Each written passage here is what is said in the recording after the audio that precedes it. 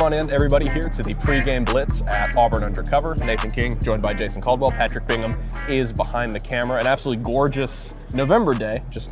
Calendar just turned from Halloween to November for another SEC football game, as Auburn is looking for consecutive SEC wins. It would be the first time in 2 years that they're able to stack some SEC wins, playing a winless SEC team once again. Of course, Auburn itself is no longer winless after winning at Arkansas 33-24 last weekend. And tonight, Jason, they get Kentucky, which is another team that their record is not great on paper. But like Auburn, maybe a little bit less so than Auburn, but they have had opportunities against some good teams. And as Hugh Freeze has preached over and over again this week, his word has been dangerous when describing this Kentucky team. They've found a spark a little bit with a quarterback, and Auburn expects to play a tough team tonight at Jordan-Hare. Yeah, I mean, you look and you go, like, now at home, they've been really, really tough. Now, they haven't won those games, but they played Ole Miss down to the wire. They played Texas down to the wire. They have not been the same team on the road. Right. They have not played as well on the road. And Auburn hope that continues tonight. And Cutter Boley, young quarterback, but he's slinging it. I would expect this Kentucky team to come out of here and just kind of throw it all over the place, because Auburn's run defense is good. Kentucky ran it well early. They haven't done as much late, but they got a couple of physical running backs that can play. When their most veteran receiver not playing tonight, but they do have some transfers. Got a former Alabama receiver out there. But, yeah, I would expect this one to be a challenge. And if you're Auburn, can you go out with a new quarterback, first start for him at Auburn, and go out and maybe try to establish things early and try to take control of the game? I think that'd be really big. Yeah, I buried the lead a little bit, but the biggest storyline tonight, as Jason alluded to, is Ashton Daniels, the Stanford transfer, getting his first start of the season for Auburn. Of course, that doesn't come as a huge surprise. Number one, he takes over for Jackson Arnold last week and does a pretty good job. There's really nothing you could complain about with his performance. And then we saw him getting first-team reps at practice. It makes lots of sense considering the type of season Jackson Arnold has had. Not necessarily disastrous in any way, shape, or form. Of course, the pick six wasn't great against Arkansas, but Hugh Freeze has used that word over and over again, spark. Looking for a spark. You have some reason to believe that Ashton Daniels can give you some of those things, and it is his first Auburn start, like you said, but this is a veteran quarterback who's got lots of experience. Yeah, 20 starts the last 2 seasons at Stanford, so he's played a lot of football. He's played on some teams that hey, they were down, they had to kind of throw everything on his shoulders. You're hoping that's not the case tonight. You're hoping this defense or running game can allow him to just settle in and do even down last weekend what he did last weekend, which is, hey, take the throws to the running backs, tight end throw, take a shot downfield when you have a one-on-one opportunity, do some of those things. It's going to be cooler tonight, but there is no wind to speak of. So this should be about as good a night as you can have throwing the football for both these teams. So, you look at it and go, look, just make the plays that are there to be had. And we talked about that all year. If you just done that, get rid of the football, make good decisions, and timing rhythm. I thought there was more rhythm in the offense in the second half. Even though they didn't score, I thought there was more rhythm in the offense than we've seen in quite a while.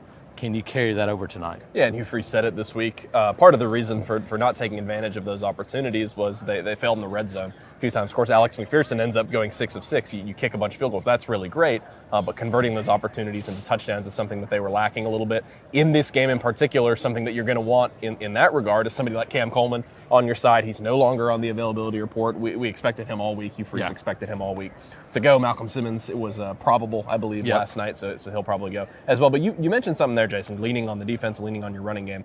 It may have taken a little while than Auburn would have liked. We're here in November, but I think this team has a clear identity now. They have a top 20 defense, and they have the number 2 rusher in the SEC. I think it's very clear now in the last month what areas of success Auburn needs to lean on in order to try to orchestrate a turnaround here. Yeah, I agree. And I think you look at it now, can you build on that? Yeah.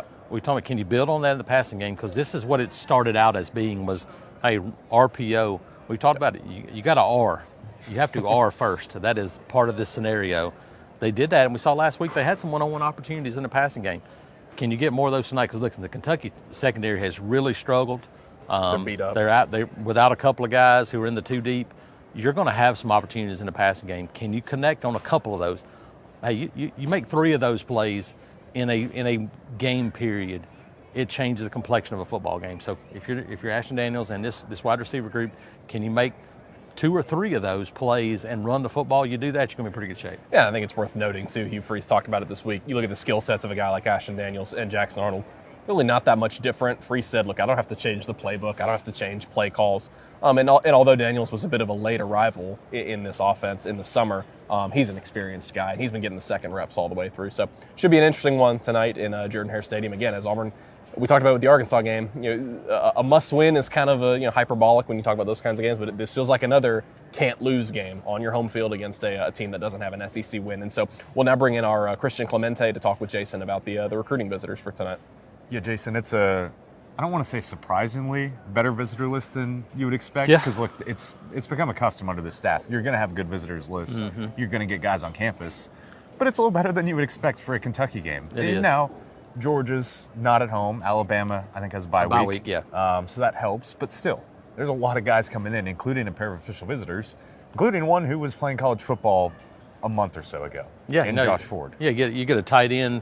That was at Oklahoma State. Obviously, all the changes there, they were the earliest one to make a change. So he goes in the portal, visited Oklahoma last weekend.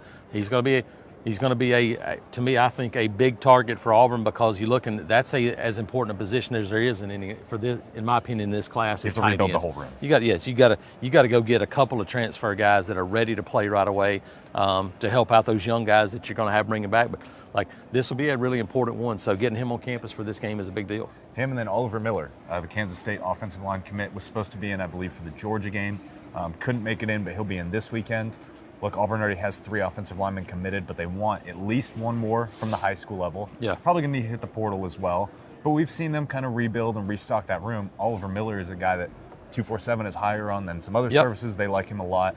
Plays at, Colorado is not a powerhouse in terms of high school programs, but Cherry Creek up there is.